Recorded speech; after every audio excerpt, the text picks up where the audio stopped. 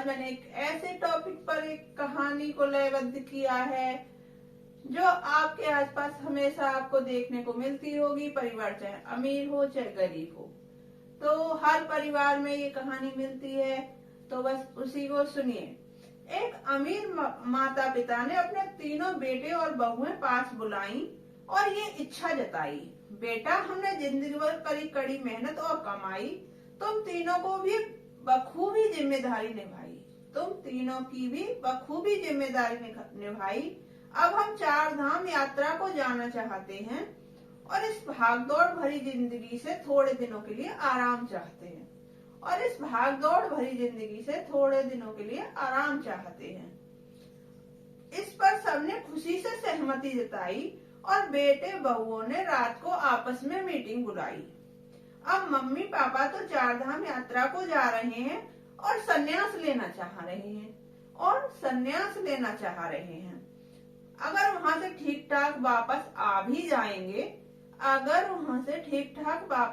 भी जाएंगे तो उन्हें वृद्धाश्रम छोड़ आएंगे। चलो संपत्ति का बंटवारा करते हैं और उनकी जिंदगी भर की कमाई का वारा न्यारा करते हैं। बड़ा बेटा बोला, देखो मैं सबसे बड़ा हूँ और मुख्य उत्तराधिकारी हूँ। मैं अपने आप को मानता माँ पापा की तिजोरी की अलमारी का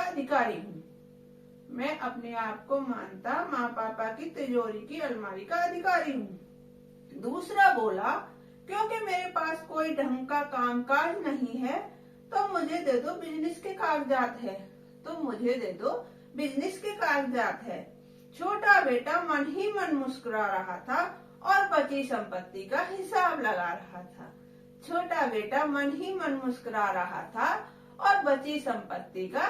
लगा रहा था क्योंकि उसके हिस्से में आएगी अधिक कीमत की जमीन और घर के हिस्से तो पहले ही हो चुके हैं 3। ये सारा बंटवारा माँ कमरे से बाहर खड़े होकर सुन रही थी, जो रात में उठकर वॉशरूम जा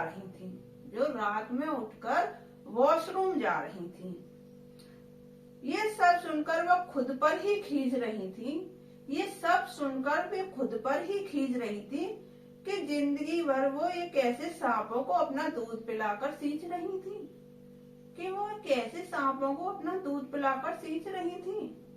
जरा सा मम्मी पापा ने आराम करने की फरमाइश करी, वो तो उन्होंने असली रंग दिखाना शुरू कर दिया। वे अपने कमरे में आई और पति को सब बताया। कैसी है हमारी औलाद, ये समझाया। पापा भी विश्वास नहीं कर पाए पर मान गए।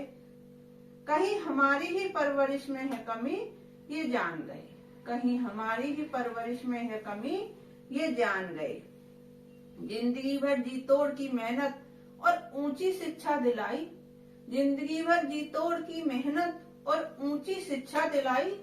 उसकी ये सिला पाई। हमें अपनी परवरिश की कमी सुधारनी होगी और इन्हें इनकी औकात दिखानी होगी। एक हफ्ते बाद दोनों माता पिता 4 धाम यात्रा को चले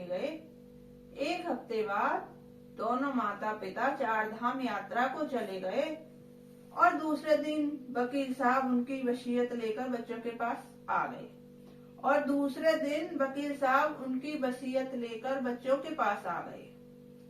आपके माता पिता ने कुछ इस तरह किया है अपनी संपत्ति का बंटवारा।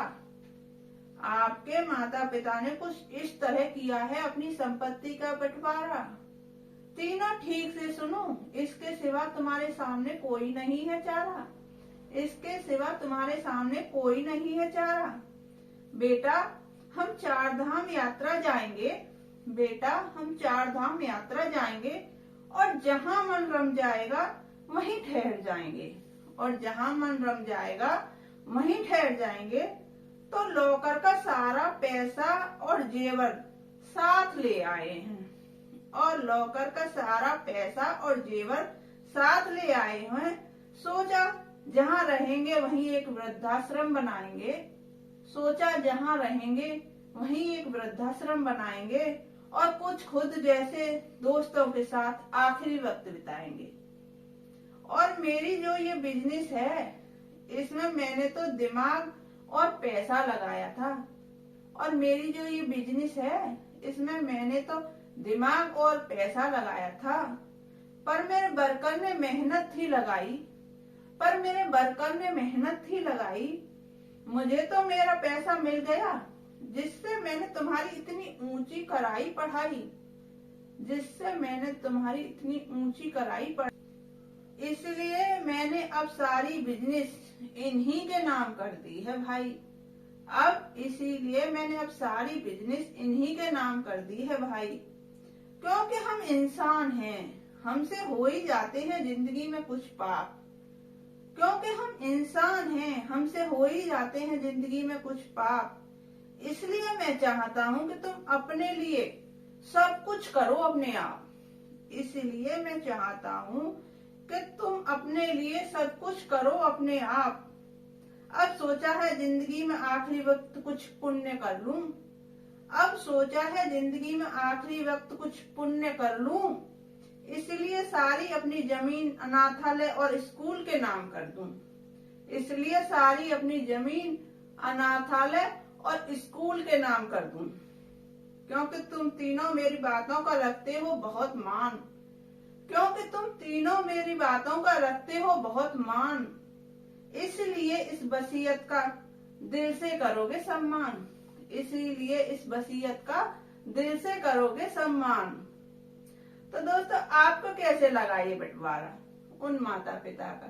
अगर अच्छा लगा हो तो कमेंट करके जरूर बताइएगा, और वीडियो अच्छी लगी हो तो लाइक करें, मेरे चैनल को सब्सक्राइब करें, मेरा साथ दें, मुझे मोटिवेट करें, और आप कैसी वीडियो चाहते हैं वो मुझे जरूर बताएं। नमस्कार।